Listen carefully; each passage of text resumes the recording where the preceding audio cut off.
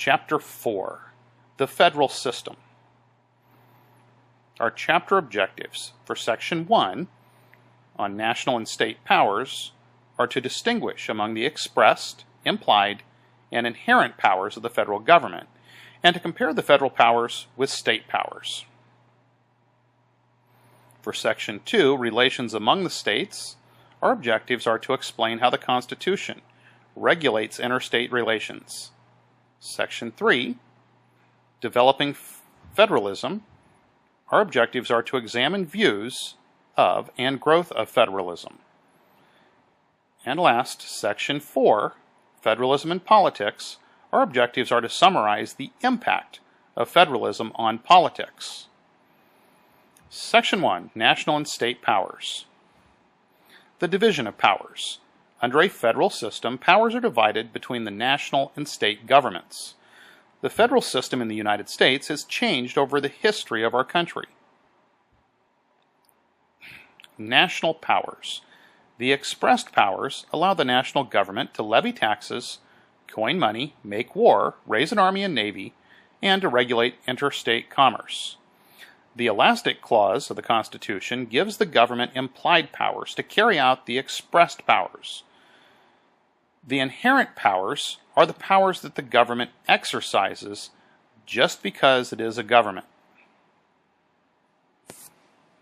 The states and the nation. The reserved powers belong strictly to the states, which may exercise a power that is not delegated to the national government, reserved to the people, or denied them by the Constitution.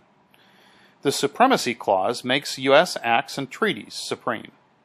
Concurrent powers are exercised by the national and state governments independently. The Constitution lists powers that are denied to both the national and the state governments. Guarantees to the states. The states are guaranteed a republican form of government, protection from invasion and domestic violence, and respect for their territorial integrity. The admission of new states. Congress has the power to admit new states to the Union. Congress or the President may set the conditions for admitting a state. Once a state has been admitted, it is equal to every other state. The National Governors Association. The National Governors Association helps states' governors solve common problems. By joining together, they become active in national policymaking. States are obligated to conduct and pay for all election of federal officials and to consider the ratification of constitutional amendments under the Constitution. Courts as umpire. The Supreme Court and the federal courts settle disputes between the states and the national government. The Supreme Court has supported the supremacy of the national government. Section 2, Relations Among States. Interstate relations. The Constitution requires each state to recognize the laws of all other states in civil matters, but not in criminal matters. This means that, for example, things like a marriage. If a couple is married in one state, their marriage would be recognized in all 50 states because that's a civil matter.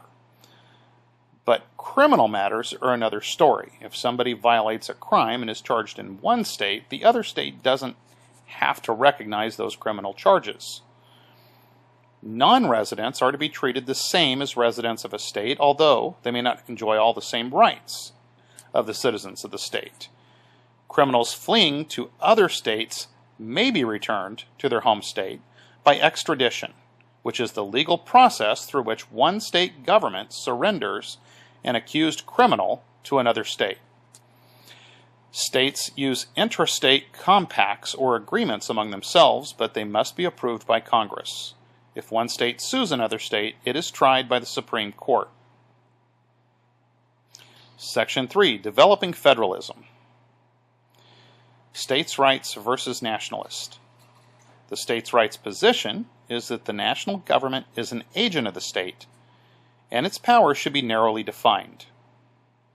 The nationalist position is that the people created the national government, and its power should expand to carry out the will of the people. Growing national government. The three branches of the federal government have expanded its powers over the years. War has expanded the power of government. The court has expanded the government's power to regulate commerce. And Congress has increased the authority of the national government through its taxing power. Federal aid to the states. Since the 1950s, the national government has greatly expanded aid that it provides to the states. Preemption laws limit the authority of the state and local governments to make their own policies. Section 4. Federalism and Politics. Federalism and Political Policy. Federalism affects how the new public policies are made. Policy may originate at the national, state, or local level. The two major political parties have competed for control in national, state, and local elections. Control of government at all levels has shifted between the two parties. Political participation. Under the federal system, citizens have many opportunities to influence public policies at all levels of government. Citizens can vote for candidates at the national, state, and local levels. Federalism's professional politicians. The growth of federal programs has created a large bureaucracy. These programs have changed the political relationship between the state and the federal government officials. Differences among the states. Federalism has increased the economic and political differences among the states. The balance of power between the national government and the states is always changing in response to new issues. Recently, in general, Republicans have favored the states' rights position, while Democrats have favored the nationalist position.